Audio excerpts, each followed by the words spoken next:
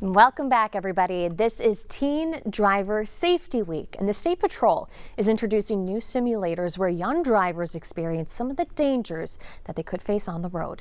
Gordon Severson takes us along for the ride.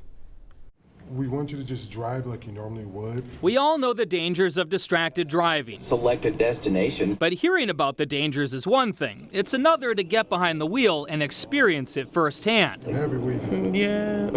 Kiara Caldwell They would have got me already. received her driver's license 2 weeks ago. She's testing out a new simulator from the State Patrol that is loaded with distractions, from music and phone calls to text messages and wrong directions. Slide into the bus. And a few surprises. I rear-ended the school bus, and I didn't see it coming. The simulations are designed to teach new drivers how even a 1-second distraction can cause an accident. I thought I was surprised that she did pretty well. Trooper Chris Caldwell is Kiara's father. He says the simulator also does a good job of showing teens what it's like to drive under the influence of alcohol. Their vision start to lose focus and things start to get blurry. I decided to try it out. I don't want to go back to school.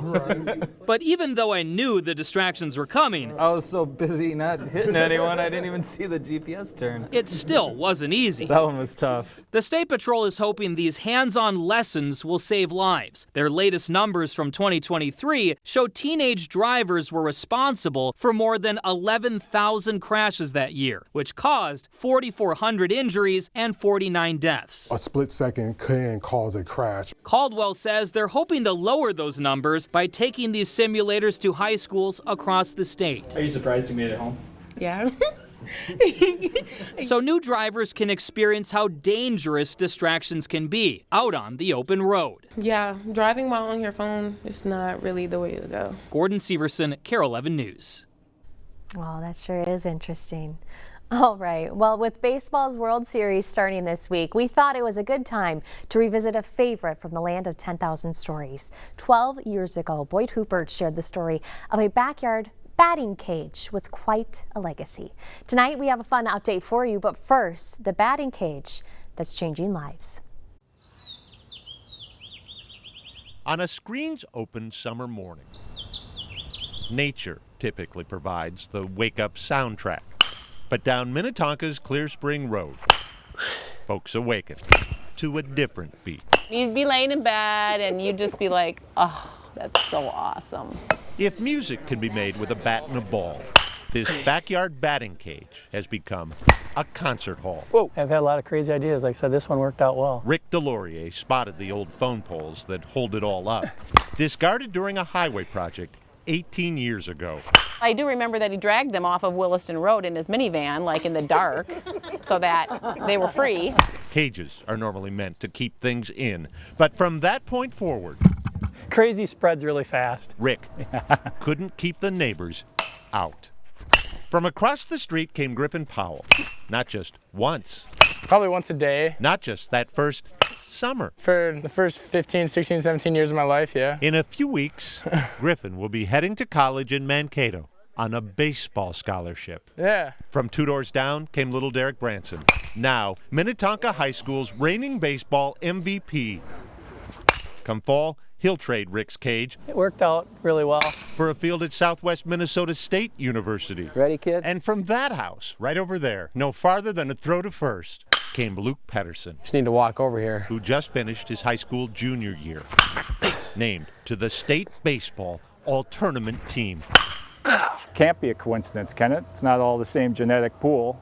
We're not all, related. What they do have in common is a neighbor so devoted, He's a good hitter. he found room for a longer cage as the children grew by buying the house next door. Purchased the home, the city came out, replotted his land so he had enough room. So committed, he cleared the space for this ball field by moving his garage door and driveway to the other side of his house. I was like, why is he ripping up his driveway? Well, there wasn't room for like all the bases.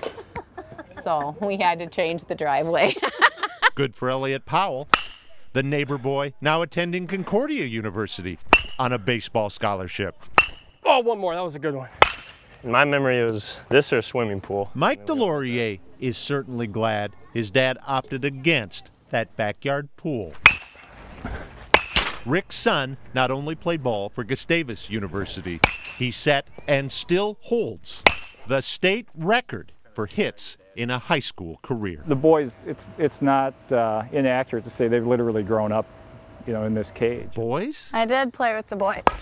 Brittany Stewart from across the street, softball scholarship, Winona State University. This is where we all hung out, this yard. In this cage, they've squealed and squabbled. Hit him in the face. And once summoned the cops when a wayward deer got ensnarled in their net. My son AJ has a senior picture in front of that batting cage.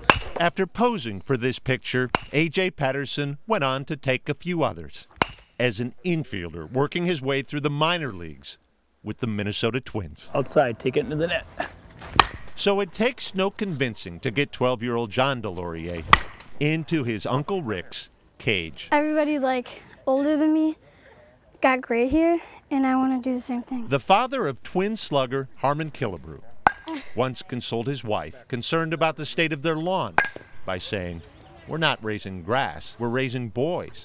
Nice. Notice the state of Rick Delorier's lawn. That's a good one. He's raising a neighborhood. Howie, do you want to come in here after James? Boyd Hooper, KARE 11 News, Minnetonka. There you go.